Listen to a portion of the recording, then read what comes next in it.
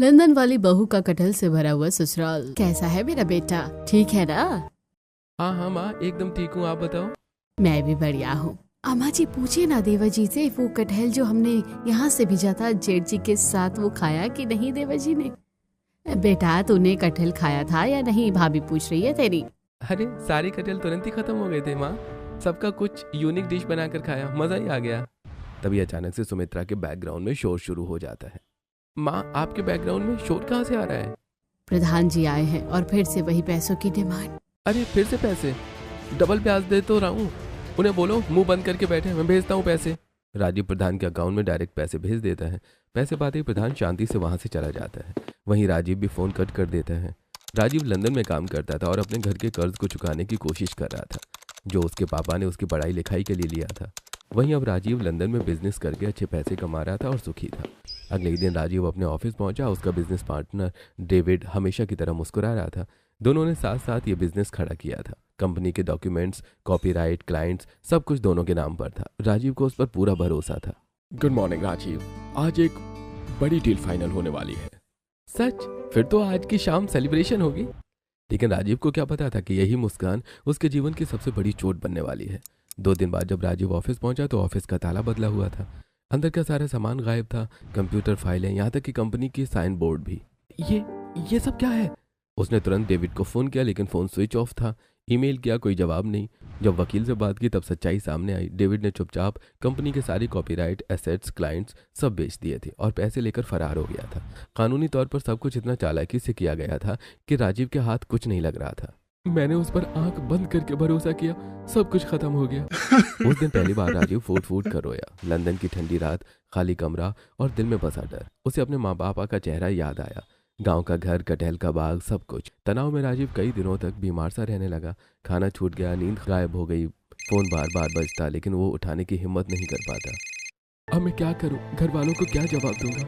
कुछ हफ्तों के बाद जब हालात संभलने लगे तब राजीव ने खुद को संभाला। उसने तय किया कि हार मानना उसकी फितरत नहीं है। बिजनेस गया तो क्या हो गया, मैं नौकरी करूंगा, फिर से खड़ा होऊंगा। राजीव ने कई जगह इंटरव्यू दिए। एक दिन उसे एक छोटी सी कंपनी में जॉब मिल गई। सैलरी बहुत ज़्यादा नहीं थी, लेकिन इज्जत की रोटी थी। जॉब के पहले ही दिन उसकी मुलाकात एक लड़की से हुई। हाय, तुम नए हो ना? हाँ, मैं राजीव। मैं तानिया, यहाँ की मार्केटिंग टीम में हूँ। तान्या की मुस्कान में एक अपनापन था। बातों बातों में राजीव को लगा कि लंबे समय बाद कोई उसे समझ रहा है। धीरे धीरे दोनों साथ लंच करने लगे, कभी ऑफिस के पास, कभी किसी छोटे कैफे में। तुम बहुत सीरियस रहते हो, थोड़ा हंसना भी सीखो। जिंदगी ने सीरियस बना दिया है। दोनों साथ घूमने लगे, लंदन की सड़कों पर, पार्क में, नदी के किनारे। राजीव का तनाव धीरे धीरे कम होने लगा। एक दिन तान्या ने खुद राजीव से उसके बारे में पूछा। तुम अपने घर वालों से बहुत प्यार करते हो ना? हाँ, सब कुछ उन्हीं के लिए तो कर रहा हूँ। तान्या राजीव को पसंद करने लगी थी और राजीव को भी एहसास हो गया था कि वो तान्या के बिना खाली महसूस करता है। एक शाम दोनों डिनर पर गए। राजीव, मुझे तुमसे कुछ कहना है। क्या? मुझे तुमसे प्यार हो गया है, क्या तुम मुझसे शादी करोगे? यह सुनकर राजीव जैसे पत्थर का हो गया। उसे अपने गांव, अपने माँ पापा, कर्ज, सब कुछ याद आ गया। तान्या में कुछ सेकंड्स की खामोशी के बाद उसने गहरी सांस ली। हाँ, मैं भी तुमसे प्यार करता हूँ। तान्या की आंखों में खुशी के आंसू आ गए। कुछ दिनों बाद दोनों ने शादी की तैयारी शुरू कर दी। इसी बीच गांव से लगातार फोन आने लगे। माँ पापा, कीर्ति, करण, तारा सब परेशान थे। लेकिन राजीव और तान्या ने सोचा कि शादी के बाद सीधे इंडिया जाएंगे, तब सब संभाल लेंगे। उधर गांव में हालात बिगड़ चुके थे। प्रधान ने कर्जा का बहाना बनाकर घर खाली करवा लिया था। ये क्या हो गया राजेश? कुछ समझ में नहीं आ रहा। पूरा परिवार कटहल के बाग में रहने को मजबूर हो गया। जिठानी, कीर्ति, जेठ, करण, नंद, तारा, सबका हाल बुरा था। अम्मा जी, ये दिन भी देखना पड़ेगा। भैया फोन क्यों नहीं उठा रहे? पड़ोसी तमाशा देखने लगे। अरे वही कटहल जिससे इतना घमंड था, अब तो वही सहारा है। लंदन वाला बेटा भी काम नहीं आया। सुमित्रा चुपचाप कटहल के पेड़ के नीचे बैठी आसमान देख रही थी। मेरा बेटा जरूर लौटेगा। और लंदन में राजीव अपनी नई जिंदगी की शुरुआत कर रहा था। इस बात से अनजान के गांव में उसका परिवार कटहल के बाग में बेसहारा खड़ा है। कटहल के बाग में अब एक छोटी सी झोपड़ी खड़ी थी। बांस की खपच्चियां, पुराने तिरपाल और बोरी से बनी वो झोपड़ी किसी तरह सिर छुपाने की जगह बन गई थी। घर का हर सदस्य उसी बाग में जैसे तैसे दिन काट रहा था। रात होते ही खुले आसमान के नीचे खटिया बिछा दी जाती। कभी ठंडी हवा लगती, कभी मच्छरों का आतंक, तो कभी अचानक बारिश की बूंदें सबको जगा देती। हे भगवान, बच्चों की किस्मत ही ऐसी लिखी थी क्या? सब सहना पड़ेगा सुमित्रा, जब तक राजीव नहीं आता। झोपड़ी के बाहर ही ईंटों से बनाया गया एक कच्चा चूल्हा था। उसी खुले चूल्हे पर खाना बनता, धुआं आंखों में भर जाता, लेकिन पेट की आग बुझाने के लिए वही सहारा था। अम्मा जी आज भी आंखों में जलन हो रही है। दीदी पहले रसोई में कितनी सफाई रहती थी, अब देखो। रोज नई नई परेशानियां सामने आती, कभी पानी लाने की दिक्कत, कभी लकड़ी खत्म, कभी खाने के लिए सिर्फ उबला कटहल। पड़ोसी अक्सर ताना मारने आ जाते। अरे बहन अब तो कटहल ही सब कुछ है पहले बड़े ठाठ थे, अब बाग में झोपड़ी। लंदन वाला बेटा भी किसी काम का ना निकला। सुमित्रा सब सुनकर चुप रह जाती, लेकिन उसकी आंखों में एक ही उम्मीद झलकती, राजीव। उधर लंदन में शादी के बाद राजीव और तान्या ने इंडिया आने का फैसला किया। गांव पहुंचते ही राजीव सीधे अपने घर की तरफ दौड़ा। तान्या, घर पर ताला क्यों है? कहीं कोई अनहोनी तो नहीं हो गई है? तभी पास से गुजर रही सुशीला दिखी। अरे राजीव बेटा तुम आ गए। चाची, माँ पापा कहाँ हैं? प्रधान ने तो घर खाली करवा दिया बेटा, सब कटहल के बाग में रह रहे हैं। ये सुनते ही राजीव की आंखों में आंसू आ गए। चलिए हमें अभी उनके पास चलना चाहिए। दोनों कटहल के बाग की तरफ चल पड़े। बाग में झोपड़ी, खटिया और खुला चूल्हा देखकर तान्या का दिल भर आया। जैसे ही सबकी नजर राजीव पर पड़ी, सब चौंक गए। मेरा बेटा सच में आ गया। भगवान ने सुन ली हमारी। तभी सबकी नजर तान्या पर गई। ये कौन है? भाभी? हाँ, ये तान्या है, मेरी पत्नी। सब एक दूसरे का मुंह देखने लगे। बहू हमारी हालत देख रही हो, कहाँ रखूं तुझे? तान्या ने सुमित्रा के हाथ थाम लिए। माँ जी आप लोग बिल्कुल चिंता मत कीजिए, मैं अपने प्यार के भरोसे यहाँ आई हूँ। जहाँ आप रहेंगे मैं वहीं पर रह लूंगी। ये सुनकर सबकी आंखें भर आईं। भाभी आपने तो दिल जीत लिया। उसी दिन तय हुआ कि बहू की पहली रसोई होगी। माँ जी मुझे चूल्हा जलाना नहीं आता। कोई बात नहीं, मैं सिखा दूंगी।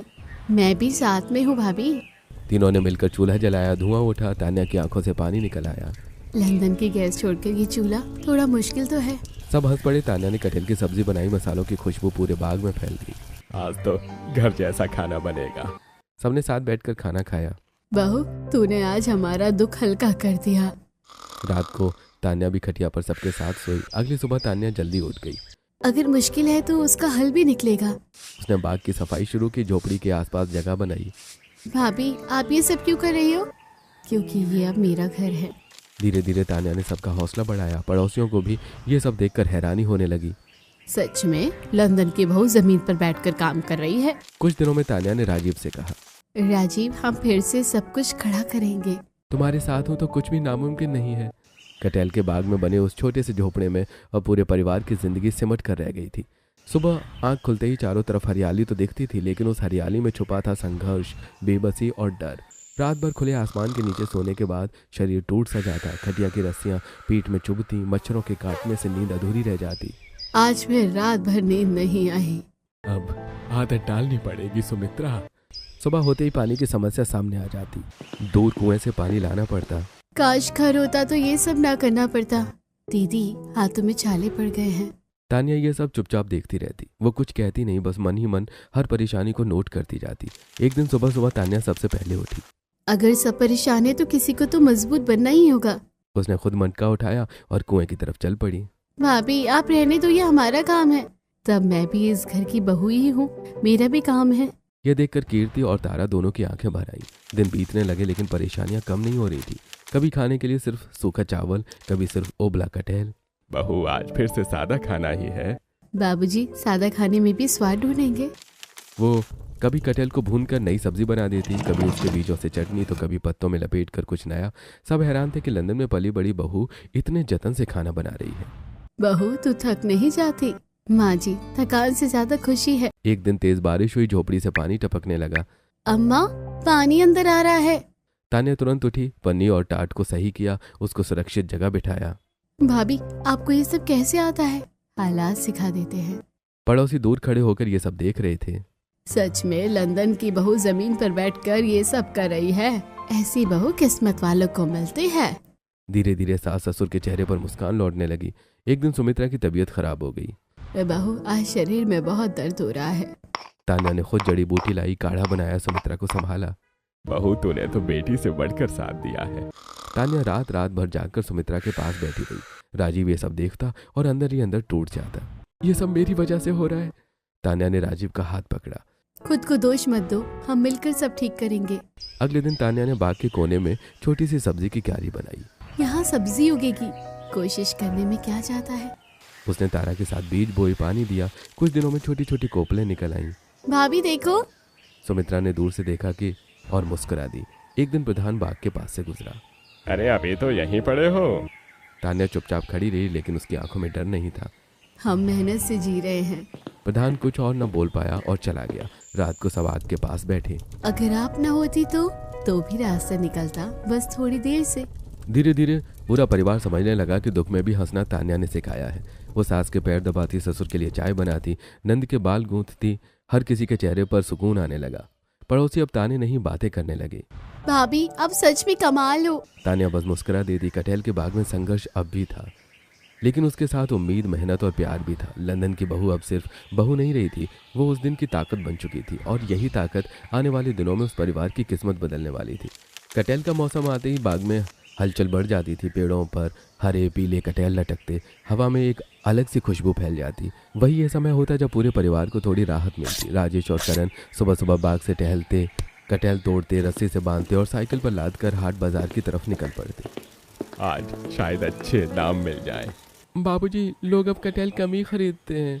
बाजार में घंटों खड़े रहने के बाद भी मुश्किल से कोई ग्राहक मिलता। अरे भाई, 50 से ज्यादा नहीं दूंगा। ठीक है, ले जाइए। दिन भर की मेहनत के बाद हाथ में सिर्फ 50-100 रुपए आते। वही पैसे घर के खर्च, दवा, नमक, तेल सब में ख़त्म हो जाते। जैसे कटहल का मौसम सीजन ख़त्म होता, फिर वही परेशानी। पेड़ों पर फल नहीं, बाजार में कोई कमाई नहीं। अब आगे क्या होगा? भगवान ही जाने। तान्या ये सब चुपचाप देख रही थी। रोज घर में कटहल की सब्जी, कभी उबला कभी भुना। रोज रोज कटहल, कभी कभी मन भी उब जाता है। एक शाम सब लोग चुपचाप बैठे थे, कोई बात नहीं कर रहा था। तभी तान्या के चेहरे पर एक चमक आई।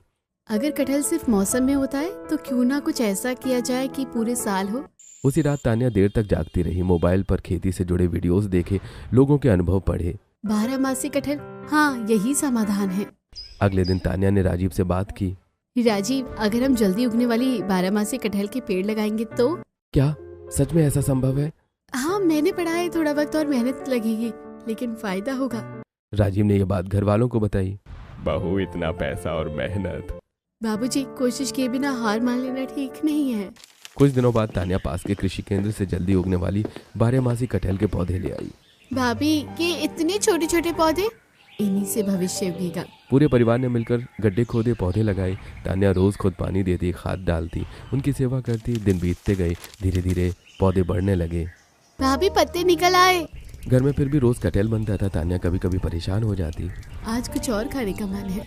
फिर वो खुद को समझाती, यही तो हमारी ताकत है। कुछ महीनों बाद बाग का नजारा बदलने लगा। 12 पेड़ों पर छोटे छोटे कटहल दिखने लगे। बहू, सच में फल आ गया। देखते ही देखते बाग में ढेर सारे कटहल उगने लगे। राजेश और करण फिर से बाजार गए, लेकिन इस बार भी बिक्री उम्मीद के मुताबिक नहीं हुई। बाबूजी, आज भी आधे कटहल वापस ले आए। इतना कटहल होगा तो खराब भी हो जाएगा। उस रात तान्या देर तक सोचती रही। सिर्फ कच्चा बेचने से काम नहीं चलेगा, कुछ अलग करना चाहिए। अगली सुबह तान्या ने सबको बुलाया। हम कटहल से सिर्फ सब्जी ही क्यों बनाते हैं? इससे और भी बहुत कुछ बन सकता है, जैसे कटहल के चिप्स, अचार, पकोड़े, सूखे टुकड़े। सब एक दूसरे को देखने लगे। अगर ये चल गया तो हमारी किस्मत बदल सकती है। उसी दिन तान्या ने कटहल के पतले टुकड़े काटे, धूप में सुखाई। कीर्ति और तारा ने मदद की। भाभी, खुशबू तो बहुत अच्छी आ रही है। तान्या ने छोटे छोटे चिप्स तले, नमक मसाला डाला। शाम को पड़ोसियों को चखने को दिया। अरे, ये तो बाजार से भी अच्छे हैं। बहू, कमाल कर दिया। तान्या यही नहीं रुकी, उसने कटहल का अचार भी डाला। धीरे धीरे लोग खुद बाग में आने लगे। भाई, 2 पैकेट चिप्स दे दो। पहली बार घर में कटहल से बनी चीजों की कमाई हुई। बहू, आज 100 नहीं 500 मिले। करण की आंखों में भी उम्मीद जागी। अब हम इसे आगे बढ़ाएंगे। तान्या ने मन ही मन तय कर लिया था कि यह सिर्फ शुरुआत है। कटहल का बाग अब सिर्फ मजबूरी नहीं रहा था, वो अवसर बन चुका था। लंदन की बहू ने अपनी समझ, मेहनत और हिम्मत से उस बाग को नई पहचान देनी शुरू कर दी थी। 12 कटहल के पेड़ों की वजह से अब बाग में हर तरफ कटहल ही कटहल दिखाई देने लगे थे। छोटे छोटे, बड़े, कच्चे, आधे पके। इतनी भरमार के घर में लोग भी घबरा गए थे। पहले जहाँ कटहल की कमी परेशानी थी, अब उसकी अधिकता नई चिंता बन गई थी।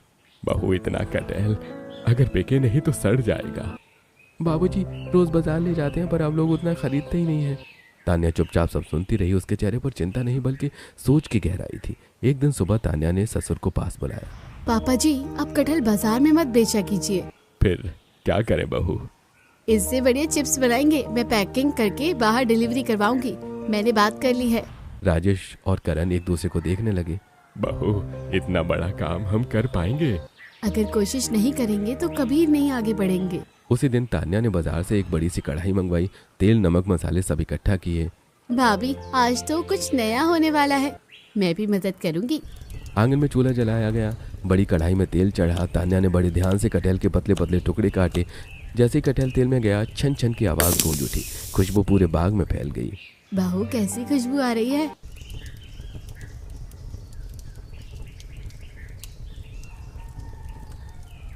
तान्या, तुम सच में कमाल कर रही हो। पहली डिलीवरी के लिए बॉक्स भेजे गए। तान्या ने खुद नंबर लिखे, हिसाब बनाया। कुछ ही दिनों में फोन आने लगा। आपके कटहल के चिप्स बहुत अच्छे हैं, और चाहिए? तान्या की आंखों में चमक आ गई। देखा, मेहनत रंग ला रही है। ऑर्डर बढ़ने लगे। अब रोज कढ़ाई चढ़ती, चिप्स तलते, पैक होते। तान्या यहीं नहीं रुकी। सिर्फ चिप्स से बात नहीं बनेगी, और भी कुछ बनाना होगा। अगले दिन उसने नया प्रयोग किया। कटहल की भुजिया बनाई, मसालेदार कुरकुरी। भाभी, ये तो गजब है। फिर कटहल के पकौड़े बने। अब तो रोज नया स्वाद। कुछ दिनों बाद तान्या ने कटहल वड़ा बनाया। बहू, तूने तो कटहल की किस्मत बदल दी। अचार भी तैयार हुआ। मिट्टी के बर्तन में भरकर रखा गया। धीरे धीरे कटहल के हर रूप की पहचान बनने लगी। पड़ोसनें ये सब दूर से देख रही थी। अरे, क्या ही कर लेगी ये सब बनाकर। कटहल से भी कोई धंधा चलता है। तान्या ने कुछ नहीं कहा। वो अपने काम में लगी रही। कुछ दिनों बाद वही पड़ोसनें खुद बाग में आई। बहू, वो चिप्स मिलेंगे क्या? हाँ चाची, जरूर मिलेंगे। कांति ने भुजिया ली, रागिनी ने अचार। सच में बहुत स्वाद है। अब ताने तारीफ में बदलने लगे। बहू, हमें भी सिखा दो। तान्या ने सबको साथ जोड़ना शुरू किया। सब मिलकर काम करेंगे तो और आगे बढ़ेंगे। अब घर में पैसों की कमी नहीं रही। बहू, आज 1000 रुपए की बिक्री हुई। अब हम बड़ा सोच सकते हैं। सुमित्रा की आंखों में सुकून था। तूने हमारे घर में फिर से रौनक ला दी बहू।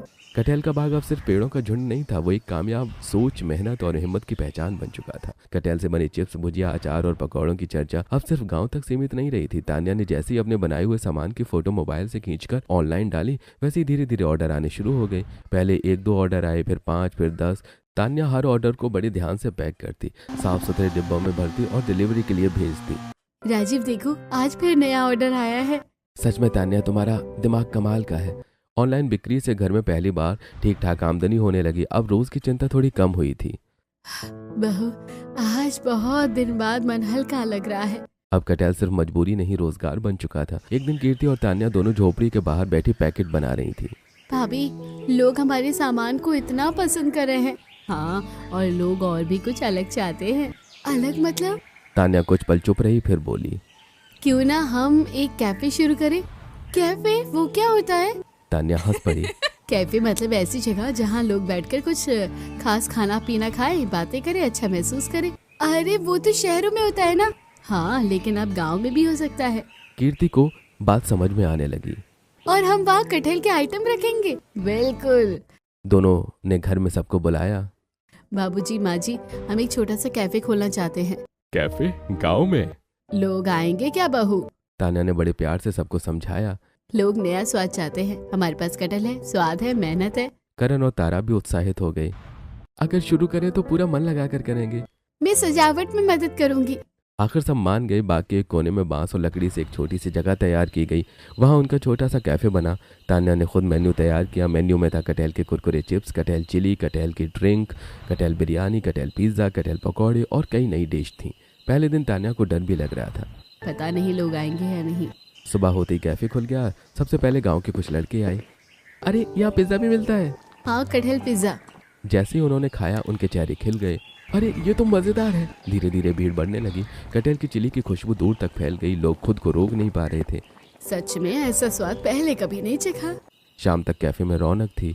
बहू, आज तो उम्मीद से ज्यादा कमाई हो गई। अब रोज कैफे चलने लगा। आसपास के गांव से भी लोग आने लगे। ऑनलाइन भी ऑर्डर चलते रहे और कैफे भी। घर की हालत अब बदलने लगी थी। बहू, तूने तो हमारी जिंदगी बदल दी। पड़ोसने जो पहले ताने मारती थी, अब वहीं बैठकर चाय पी थी। बहू, आज वो कटहल चिली खिलाओ ना।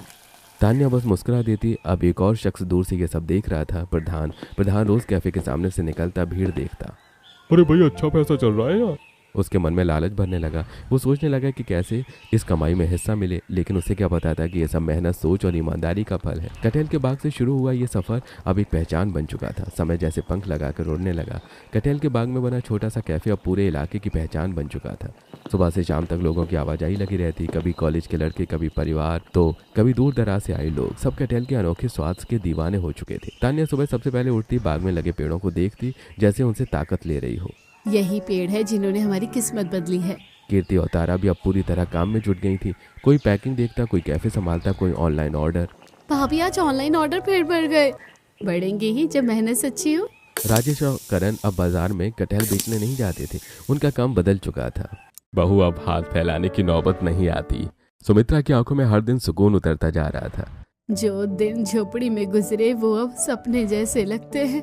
कमाई अब नियमित हो चुकी थी। घर में पहली बार ढंग की बचत होने लगी। एक शाम सभी लोग बाग में बैठे हुए थे। तान्या, अब हम आगे क्या करें? तान्या ने बाग की तरफ देखा, फिर झोपड़ी की तरफ। अब हम यहीं इसी बाग में अपना पक्का घर बनाएंगे। सब चौंक गए। सच? अपना घर? बहू, अगर ऐसा हो गया तो होगा बाबूजी। डबल मंजिला घर, नीचे कैफे, ऊपर हमारा परिवार। ये सुनकर सुमित्रा की आंखों से आंसू बह निकले। बहू, तूने हमें फिर से सपना देखना सिखा दिया। कुछ ही महीनों में घर का काम शुरू हो गया। ईंट आई, सीमेंट आया, मजदूर लगे। वहीं कटहल का बाग जो कभी बेबसी की निशानी था, अब निर्माण की आवाजों से गूंजने लगा। प्रधान रोज दूर से ये सब देखता। अरे ये सच में घर बना रहे हैं? अब उसके मन में एक टीस उठती। बेवजह मैंने इनसे घर छीन लिया। उसे याद आने लगा कि कैसे उसने मजबूरी का फायदा उठाया था। अब जब बाग में खड़ा होता तो उसे पछतावा होता। कुछ महीनों बाद बाग में एक सुंदर सा डबल मंजिला घर खड़ा था। नीचे कैफे, ऊपर खुला हवादार घर। गृह प्रवेश का दिन आया। सुमित्रा ने चौखट पर हल्दी चावल चढ़ाए। मेरे बच्चों की मेहनत हमेशा फलती रहे। पड़ोसी भी आए, वही लोग जो कभी ताने मारते थे। ए बहू, सच में कमाल कर दिया। मेहनत हो तो ऐसा नसीब बदलता है। तान्या ने सबको आदर से बिठाया, खाना खिलाया। प्रधान भी चुपचाप खड़ा सब देख रहा था। राजेश जी। हाँ प्रधान जी। मुझसे गलती हो गई थी। राजेश कुछ नहीं बोले। तान्या आगे बढ़ी। जो बीत गया वो बीत गया, अब सब ठीक है। प्रधान का सिर झुक गया। घर में अब हंसी लौट आई थी। तारा अपनी पढ़ाई के सपने फिर से देखने लगी। भाभी, अब मैं भी आगे पढ़ूंगी। कीर्ति ने कैफे की जिम्मेदारी संभाल ली। ये सिर्फ धंधा नहीं, हमारी पहचान है। राजीव हर शाम तान्या को देखता और सोचता, ये सिर्फ मेरी पत्नी नहीं, मेरी ताकत है। रात को परिवार छत पर बैठता, ठंडी हवा में बातें करता। अब कोई डर नहीं, कोई कमी नहीं। कटहल के बाग में अब सिर्फ पेड़ नहीं थे। लंदन वाली बहू ने अपनी मेहनत से घर की तकदीर बदल दी थी। अब उस घर में सिर्फ दीवारें नहीं, खुशियां रहती थी। अब कटहल से भरे ससुराल में लंदन वाली बहू अपने ससुराल वालों के साथ काम करती है और खुशी से रहती है।